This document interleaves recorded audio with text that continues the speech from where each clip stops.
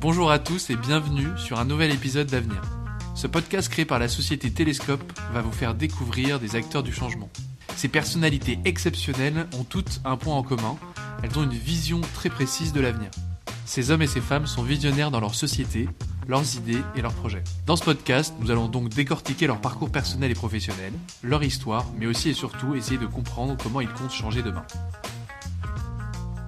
Bonjour Olivier. Bonjour Vanna. Merci d'avoir accepté notre invitation pour notre podcast Avenir. Comment allez-vous déjà aujourd'hui ? Écoutez, en pleine forme, nous sommes dans la saison haute de l'immobilier, en ce début du mois de juillet.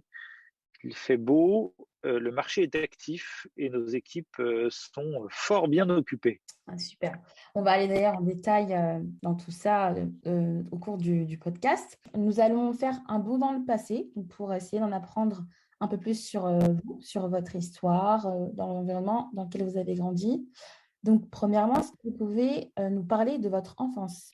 Écoutez, j'ai eu une enfance dans une famille nombreuse, heureuse et épanouie, en région parisienne. Donc, je fais partie de ceux qui ont connu une enfance simple à l'école, en famille et dans la scolarité, les activités extrascolaires ou extrafamiliales. Donc, j'ai dès le départ eu de la chance. Au niveau des valeurs que vos parents vous ont inculquées, quelles sont ces valeurs et est-ce que vous les portez toujours aujourd'hui ? C'est une excellente question. C'est pas une question habituelle dans des podcasts d'entrepreneurs ou dans l'immobilier. Je pense que le sens de l'effort, la droiture, le respect, et puis se donner du mal. Et quand on se donne du mal, ça finit toujours par payer directement ou indirectement. Et puis la fidélité familiale, fidélité aux engagements qu'on a pris, fidélité amicale. Ma question, donc on va un peu plus parler de vos études, de votre jeunesse. Donc, comme vous avez fait des études, si je ne me trompe pas, à l'ISC Paris. Oui, exactement. Bon, j'ai en fait un parcours académique relativement simple, sans qu'il soit extraordinairement brillant. J'ai fait une école de commerce, effectivement, qui s'appelle l'ISC à Paris, qui m'a donné une formation généraliste qui était en adéquation avec mon goût du business déjà, et avec une formation à dominante financière, qui sont effectivement un socle qui m'a permis de progresser tout au long de ma carrière. J'ai d'ailleurs aussi été à l'ISC Paris pour mon bachelor. Ah ben, félicitations. Voilà, c'est une très bonne formation. Ça ne fait pas partie des meilleures des écoles d'élite, mais c'est une formation tout à fait honorable qui permet de faire un parcours que j'espère honorable derrière. Oui, tout à fait. On va parler maintenant de votre parcours professionnel. Donc, j'ai vu sur LinkedIn que vous êtes passé d'analyste chez BNP Paribas à aujourd'hui CEO et cofondateur de Qualis. Est-ce que vous pouvez nous parler de cette ascension un petit peu et comment est-ce que vous en êtes arrivé aujourd'hui là où vous en êtes ? Alors, comme toujours, un parcours professionnel, ça se dessine pas vraiment au début. En tout cas, moi, je fais pas partie de ceux qui avaient tracé un parcours professionnel. Je pense que foncièrement, ce qui m'anime, c'est de relever des challenges et de prouver que même si je ne suis pas passé parmi les meilleures écoles élitistes françaises, et j'ai un certain nombre de capacités à proposer pour contribuer au succès d'un certain nombre d'actions. Et donc, j'ai commencé à la suite d'un stage, effectivement, chez Paribas même à l'époque, ça ne s'appelait pas encore BNP Paribas, en corporate banking et fusion-acquisition. Et à la suite, très vite, j'ai rejoint le cabinet PwC, donc, qui est un Big Four aujourd'hui. Ça s'appelait les Big Six, puis Big Five, puis Big Four maintenant, dans la branche audit pendant quelques mois et très rapidement dans la branche conseil en transaction services, c'est-à-dire que je faisais partie des équipes qui accompagnaient des opérations de fusion-acquisition. dans le secteur de l'immobilier de manière complètement fortuite. Encore une fois, il y avait de la lumière à un moment donné et besoin de ressources. Donc, j'ai candidaté dans cette équipe. J'ai suivi donc le parcours classique d'un jeune auditeur, puis consultant senior, puis à l'époque ça s'appelait superviseur, puis jeune manager. Et je ne me voyais pas forcément continuer dans ce type de grande organisation très normée, très millimétrée. Extraordinairement stimulante avec des profils intellectuels de tout premier plan. Donc, c'était challenging au quotidien par la diversité des missions, des pays dans lesquels on intervenait, des configurations des clients. Donc, exigeant, enrichissant, formateur.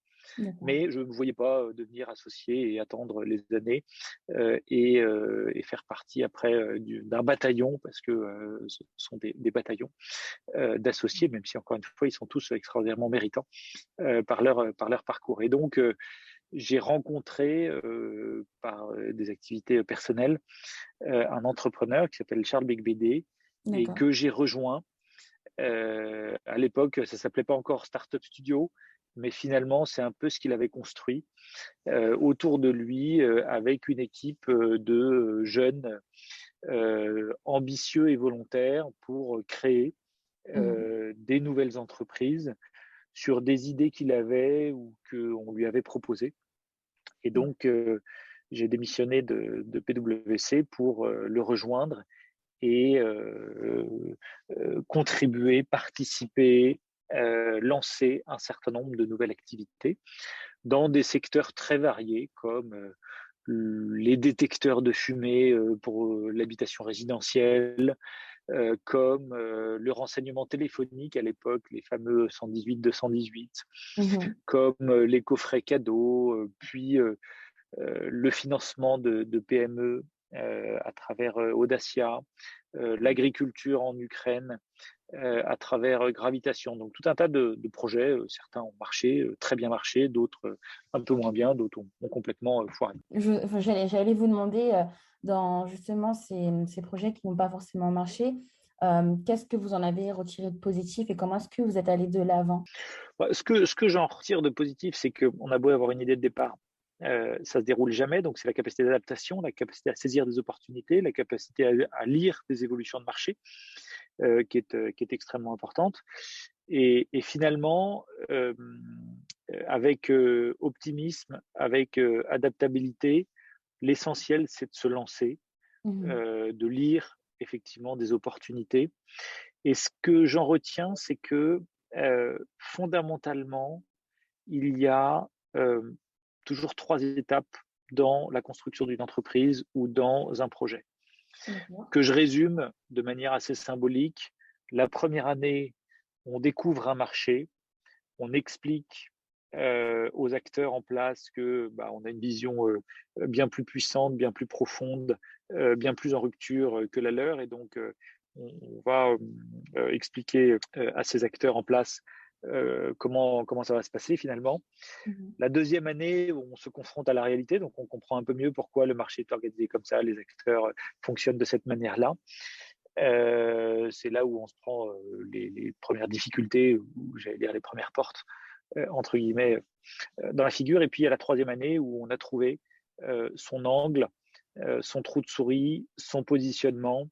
Et à ce moment-là arrive la période de renforcement des certitudes et le début du scale d'un projet. Puis ce que j'en retiens, c'est qu'il ne faut jamais avoir peur, on n'est jamais expert, c'est pas grave, toutes les expertises s'acquièrent, les fonctionnements de marché s'interprètent et se comprennent, et finalement les ressources, qu'elles soient humaines ou capitalistiques, se mobilisent dès que vous avez de l'énergie, de la détermination, que vous faites preuve de bon sens, que vous êtes également humble pour absorber toutes les complexités, toutes les singularités d'un marché pour pouvoir proposer quelque chose de nouveau ou de différent.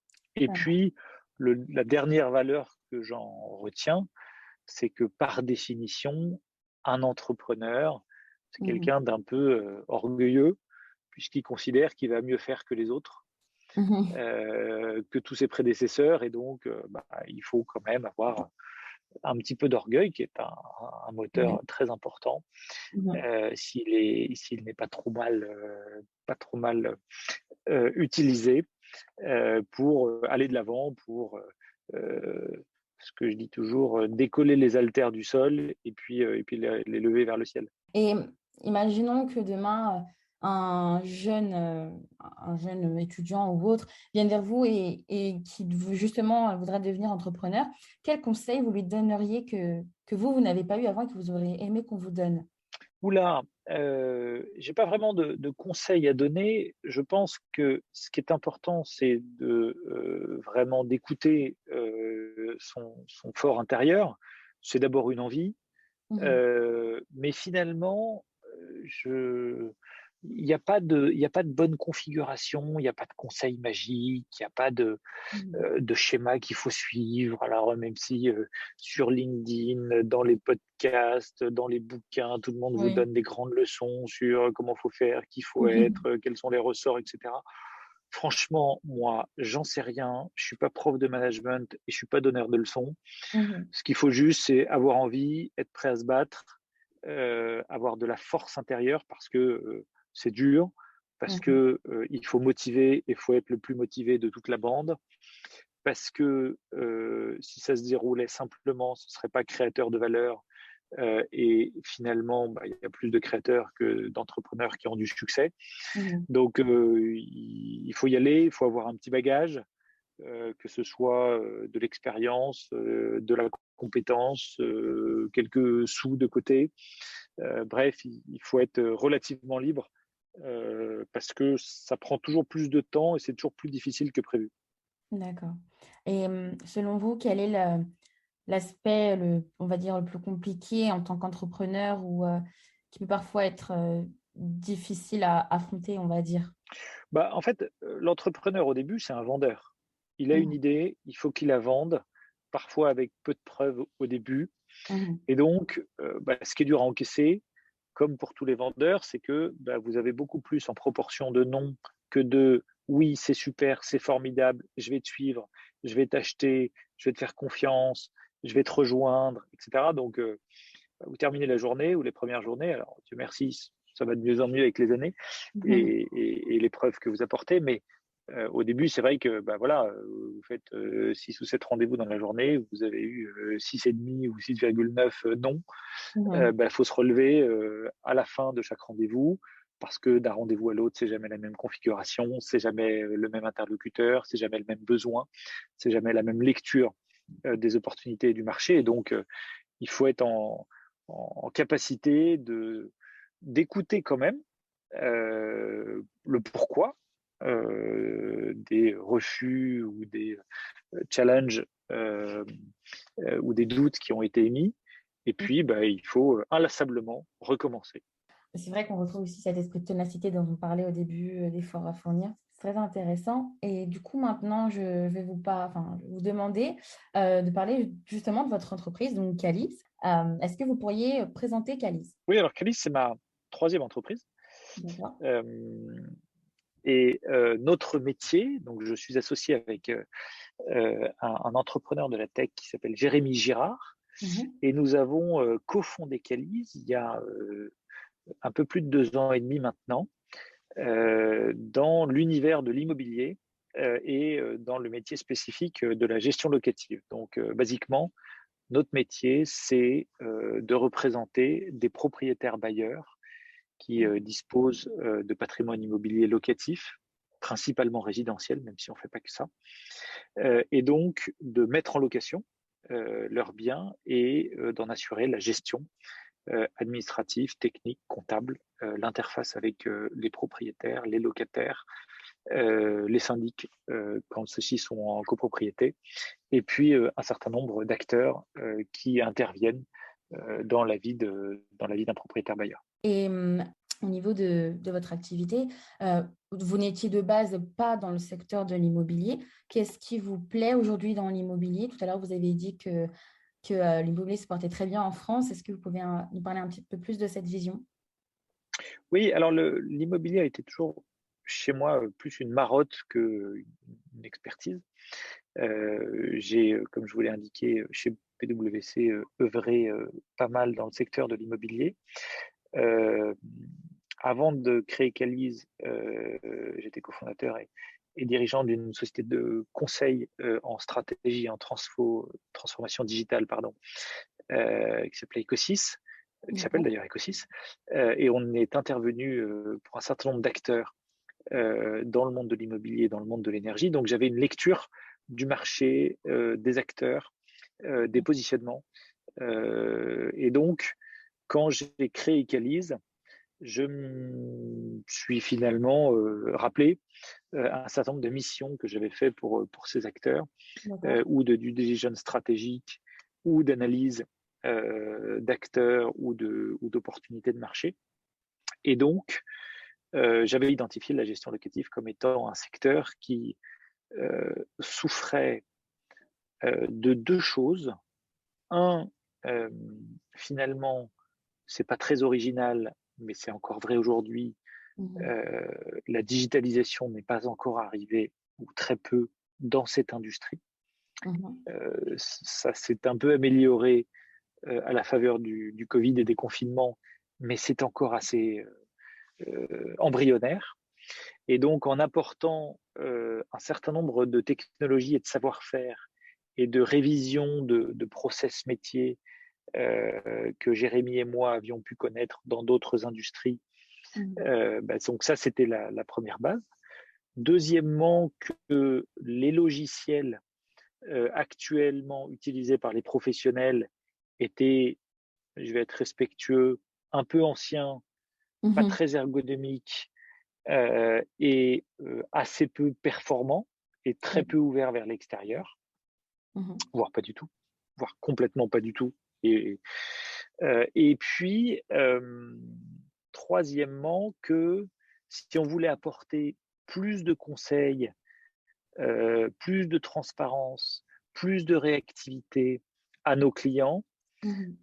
il fallait décharger les équipes, évidemment, un certain nombre de tâches chronophages et pas très intéressantes, et de pouvoir avoir à travers notre plateforme un certain nombre de data, de données Mhm. exploitables pour pouvoir apporter un service à valeur ajoutée à nos clients. Et donc, en disant notre client, il ne confie pas juste une mise en location, ou il ne confie pas juste de récupérer un loyer, de payer des charges et de faire venir un plombier.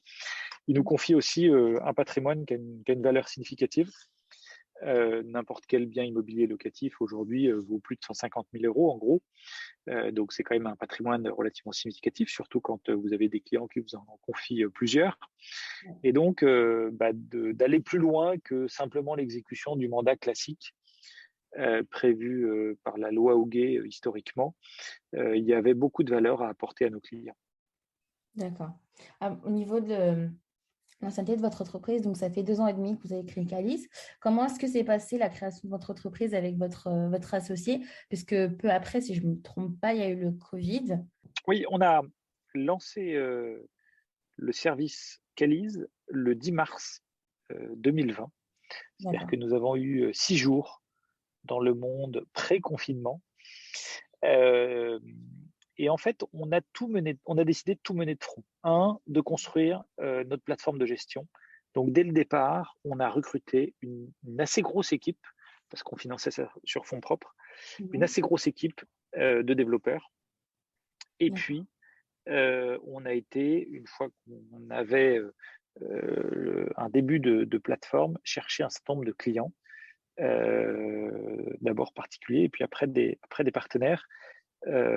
Et ensuite, on a, à l'automne 2021, donc il y a un peu plus de 6 mois maintenant, 9 mois, ouvert le service à des partenaires professionnels de l'immobilier ou de la gestion de patrimoine ou des banques privées pour pouvoir accompagner leurs clients. D'accord.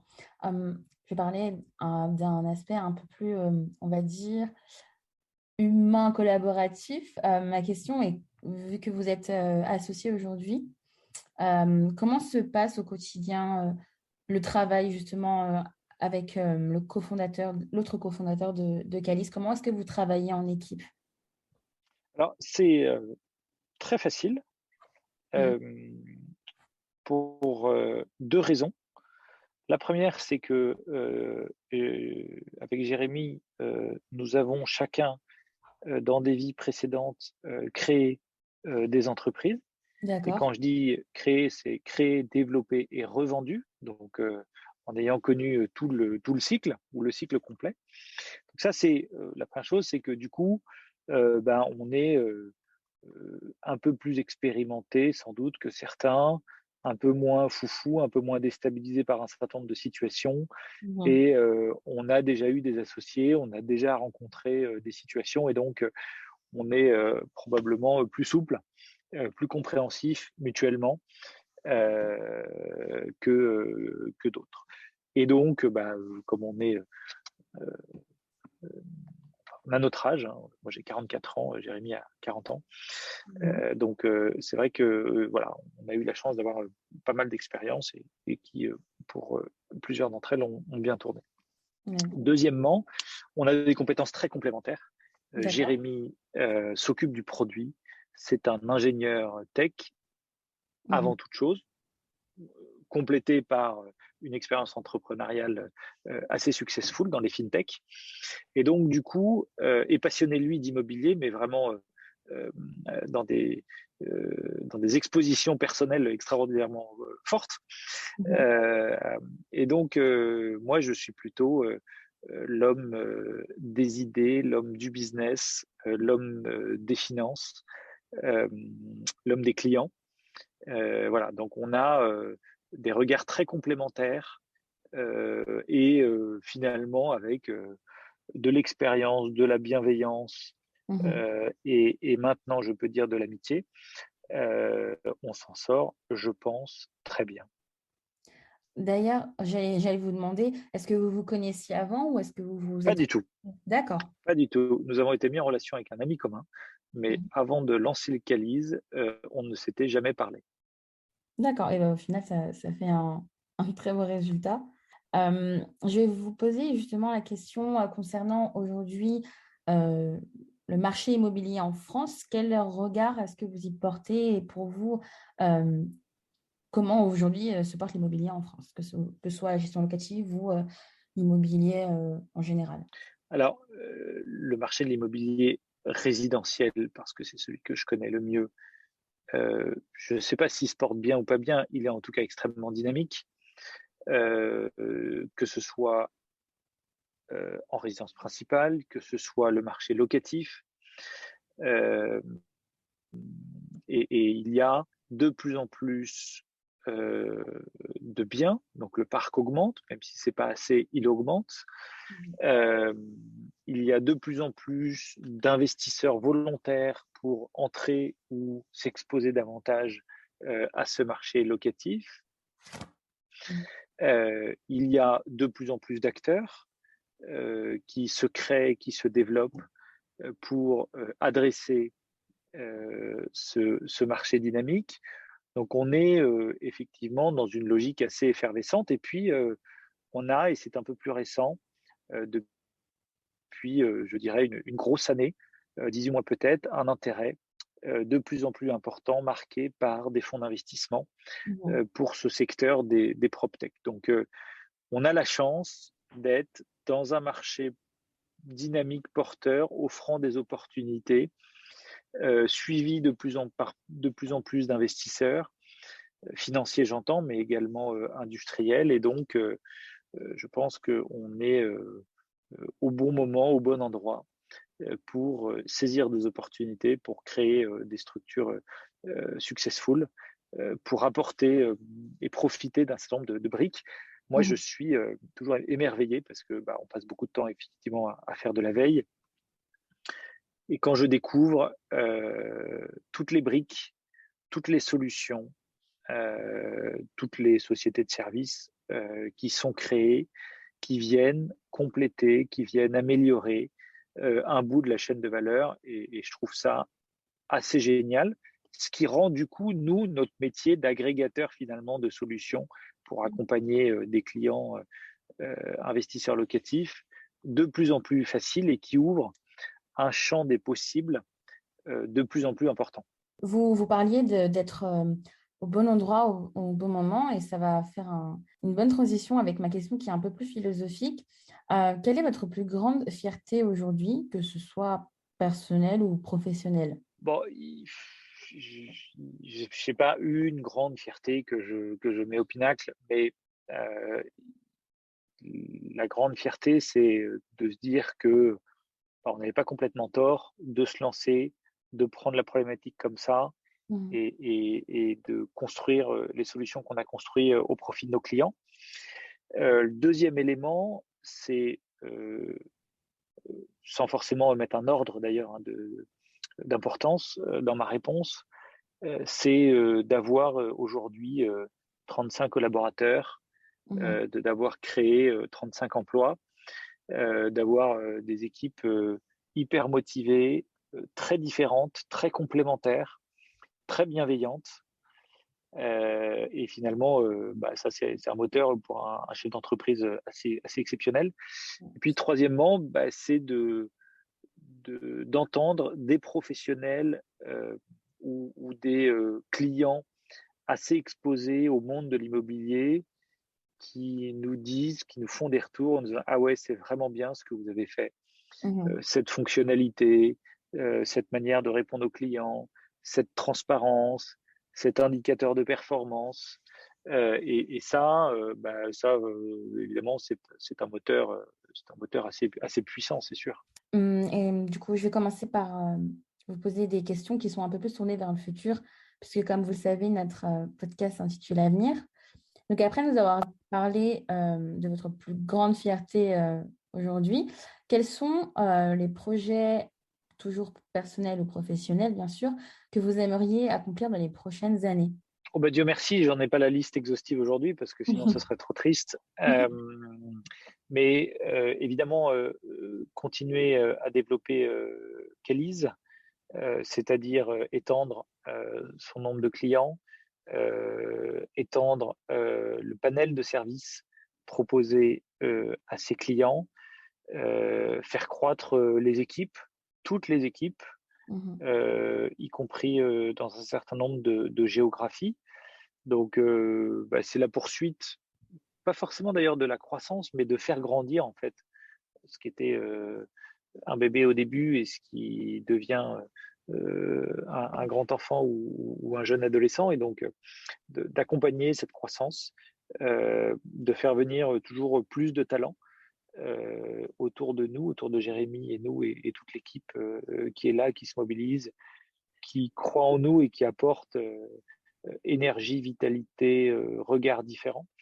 Et puis, voilà, après, il peut y avoir des défis personnels, de garder un équilibre, de garder du temps pour sa famille et de ne pas être seulement un robot successful entrepreneur, mais d'essayer d'être un homme complet et en permanence prendre du recul sur cet équilibre qui n'est pas forcément évident à garder dans des vies professionnelles aussi intenses et aussi challenging que celles qu'on peut avoir. Ce sera ma dernière question, toujours un peu dans l'esprit philosophique. Quel est votre sentiment, pardon, quel est votre sentiment par rapport à l'avenir et au monde de demain, notamment concernant l'immobilier, le monde de l'entreprise, l'entrepreneuriat? Moi, je suis d'un naturel assez positif. Donc, par définition, moi, je m'enrichis énormément et je commence à avoir, ça fait un peu vieux de dire ça, mais des collaboratrices et des collaborateurs qui ont, pour le plus jeune, d'entre eux 20 ans d'expérience, Mhm. d'écart. Donc, ça commence à faire un petit cycle. Ça fait pas plaisir, mais ça commence à faire un petit cycle. Donc, quand je vois la manière dont ils ont envie de se passionner pour des sujets qui sont pas juste des sujets business, la manière dont ils se projettent dans leur propre parcours, les équilibres nouveaux qu'ils cherchent, les idées nouvelles, le rapport au travail ou au service qu'ils peuvent avoir. Je trouve c'est toujours un peu déstabilisant et on se dit toujours oula, mais effectivement, ils réfléchissent pas du tout comme moi. Mais finalement, c'est de toute manière eux qui ont raison, parce que c'est eux qui feront une partie de l'avenir, même si je compte bien contribuer encore quelques années. Et voilà, et donc par les profils beaucoup plus ouverts sur l'international, beaucoup plus ouverts aux technologies, beaucoup plus ouverts aux modes de travail différents, beaucoup plus ouverts aux problématiques. Je ne vais pas dire ESG parce que c'est un peu tarte à la crème, mais en tout cas, en prenant en compte plus de dimensions dans leur vie, dans leur rapport au travail, à l'environnement, à la société. Et je trouve que finalement, c'est probablement de nouveaux équilibres qui vont être construits, qui vont être trouvés. Tout ça étant probablement, peut-être, je ne sais pas encore, durablement impacté par la crise Covid et qu'on a connu ces 2 dernières années. Donc voilà, moi, de toute manière, c'est eux qui ont raison parce qu'ils sont le plus grand nombre, parce qu'ils sont la génération d'après. Et ensuite, dans le marché de l'immobilier, marché de l'immobilier, à la fois il est enthousiasmant et puis à la fois il est un peu effrayant quand on regarde l'amour immodéré des hommes politiques et de l'administration française pour réguler, administrer, normaliser, contrôler ce marché qui nécessiterait d'être un peu plus loin du cœur et des yeux que ces acteurs pour le laisser respirer, laisser de l'autonomie et ne pas essayer de tout réglementer, surréglementer, fiscaliser, normaliser, bref, étouffer un peu les initiatives et le marché libre. Écoutez, c'était ma dernière question. Je vous remercie beaucoup pour cet échange. C'est très intéressant. Merci beaucoup. Et on vous souhaite de belles choses pour la suite, pour vous et pour Qualys et pour vos projets personnels. Avec grand plaisir. Merci beaucoup, Anna. Merci à vous. Merci, Télescope. Bonne journée. Au revoir. C'est la fin de cet épisode d'Avenir, le podcast créé par la société Télescope, une carte de prospection qui permet aux professionnels de l'immobilier de prédire les transactions de demain. Si le podcast vous a plu, n'hésitez donc pas à le partager autour de vous. Vous retrouverez toutes les informations concernant notre invité directement sur le blog de Télescope. Si vous avez des questions ou envie de participer au podcast, vous pouvez nous écrire sur podcast@telescope.com.